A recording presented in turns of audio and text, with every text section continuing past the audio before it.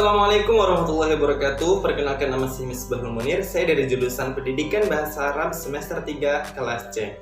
Pada video kali ini saya akan menjelaskan sedikit tentang Nadhariyah Wahdah dan Nadhariyah Furu pada mata kuliah pengantar pembelajaran bahasa asing. Pengertian Nadhariyah Wahdah.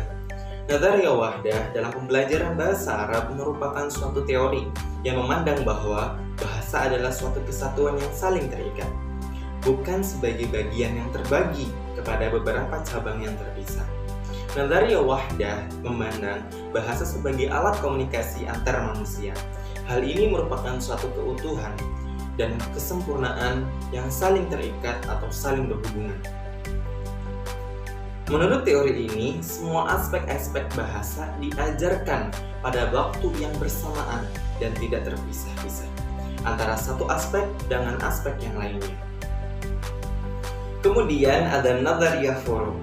Dalam sistem Nadhariyah Furu, pembelajaran bahasa Arab dilakukan dengan cara membagi bahasa kepada beberapa cabang pelajaran seperti nahwu, shoroh, mutola'ah, insya, istima, muhadasah, imla, khot, dan lainnya. Setiap cabang menjadi mata pelajaran yang berdiri sendiri yang disampaikan pada jam pelajaran tertentu. Dengan demikian, setiap cabang memiliki kurikulum, silabus, buku, teks pelajaran, model evaluasi, dan daftar nilainya masing-masing. Selanjutnya ada kelebihan dan kekurangan Nadhariyah Wahdah dan Nadhariyah Furu. Yang pertama, kelebihan dan kekurangan Nadhariyah Wahdah. Kelebihan Nadhariyah Wahdah yang pertama, landasan teorinya kuat, baik teori psikologis, teori kebahasaan, maupun teori pendidikan.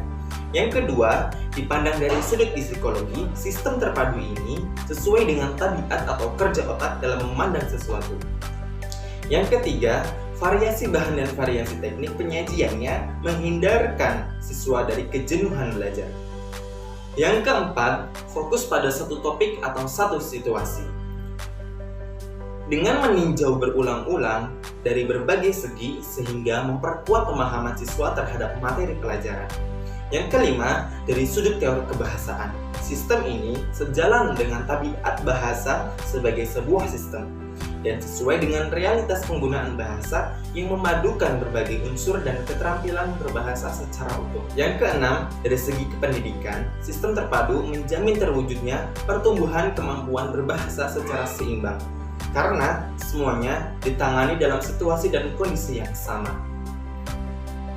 Adapun kelemahan Nadhariyah Wahdah diantaranya yang pertama, jika diterapkan pada siswa tingkat lanjut atau mutaqaddimin, kurang dapat memenuhi kepentingan pendalaman unsur bahasa atau keterampilan berbahasa tertentu yang memang menjadi kebutuhan nyata mereka.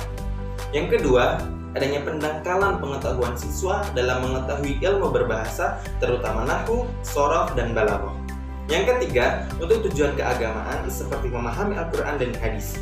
Yang keempat, tidaklah mudah menyusun buku pelajaran bahasa Arab dengan sistem ini. Selanjutnya, kelebihan dan kekurangan Nadhariyah Furu.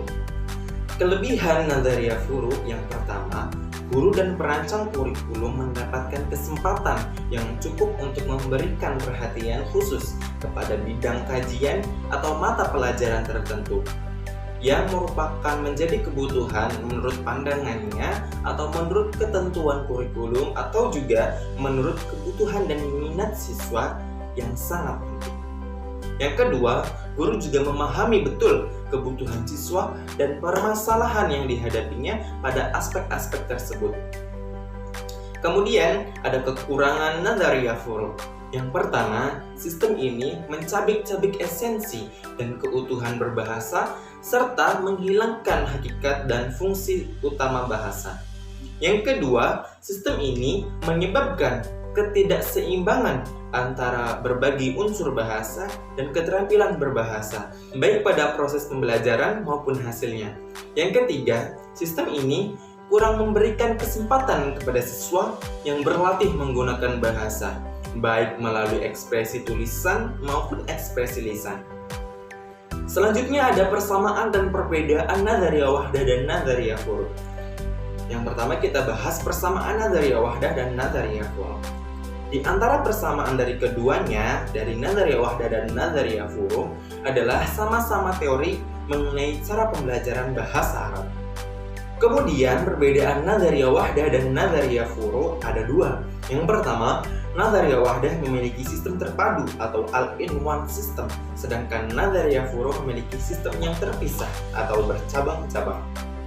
Yang kedua, Nadharia Wahdah hanya memiliki satu pelajaran saja, sedangkan Nadharia Furu memiliki banyak cabang mata pelajaran. Selanjutnya ada implementasi Nadharia Wahdah dan Nadharia Furu. Yang pertama kita bahas implementasi Nadharia Wahdah. Penerapan implementasi Nadharia Wahdah atau all-in-one system tidak lagi menekankan pelajaran kepada pengetahuan tentang bahasa, akan tetapi menekankannya kepada kemampuan menggunakan bahasa baik secara lisan maupun tulisan. Misalnya, pelaksanaan pengajaran kemampuan tersebut untuk mengembangkan kemampuan yang diperoleh pada pelajaran sebelumnya. Dalam pelajaran ini juga disajikan pengetahuan teoritis tentang bahasa dan tujuan untuk meningkatkan kemampuan lebih tinggi agar pelajar mampu memahami berbagai buku bahasa Arab, baik klasik dan modern. Lalu ada implementasi Nadharia Furu. Hasil dari implementasi sistem Nadharia Furu dalam pelajaran bahasa Arab menunjukkan bahwa kemampuan nahwu dan shoroh peserta didik lebih baik daripada sebelumnya. Dan juga keterampilan membaca menulis peserta didik lebih menonjol daripada keterampilan mendengar dan bercakap. Kemudian, apabila implementasi Nadharia Wahdah dan Nadharia Furu ini digabungkan, maka menjadi implementasi gabungan.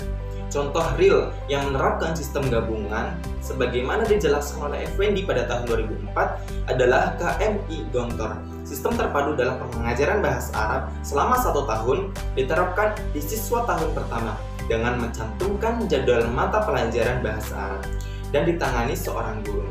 Namun, dengan jumlah jam lebih dari 10 jam per minggunya. Kemudian pada kelas selanjutnya atau kelas kedua, diterapkan sistem terpisah-pisah dengan memecah-mecah pelajaran bahasa Arab dalam berbagai mata pelajaran seperti nahwu, shoroh, mutolaah, dan lain-lainnya. Mungkin cukup itu saja yang bisa saya sampaikan, kurang dan kurangnya mohon dimaafkan. Wabillahi taufiq wal hidayah. Wassalamualaikum warahmatullahi wabarakatuh.